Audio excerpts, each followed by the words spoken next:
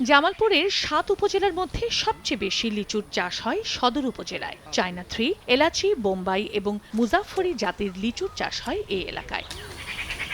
গত কয়েক বছর ধরে লিচু চাষে লাভবান হওয়ায় আগ্রহ বেড়েছে চাষিদের, কিন্তু চলতি বছর ঝড় বৃষ্টিতে ফুল ও মুকুল নষ্ট হয়েছে, এতে দিশেহারা হয়ে পড়েছেন চাষিরা। এছাড়াও তাপপ্রবাহের কারণে ফলন কম হয়েছে, দাম কম থাকায় খরচের টাকা ওঠানো নিয়ে শঙ্কায় চাষিরা। প্রচুর খরা থাকার জন্য আমাদের মুকুল শুরুতেই নষ্ট হয়ে গেছিল।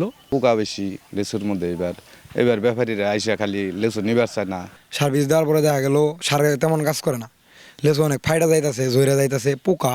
লিচুর ফলন কিছুটা কম হলেও আকারে বড় হয়েছে জানিয়ে কৃষি কর্মকর্তা জানান, লোকসান পুষিয়ে নিতে চাষিদের পরামর্শ দেওয়া হচ্ছে। লিচুর একটা যে সেচ ব্যবস্থাপনা, সেচের উপর প্রয়োগ করতে হয়, গাছের ফলে সেচে দিতে হয়, তো সেটা আমরা প্রয়োজনীয় সময় মতো আমরা পরামর্শ দিয়েছি।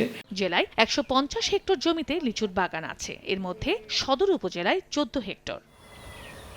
সময় সংবাদ, জামালপুর।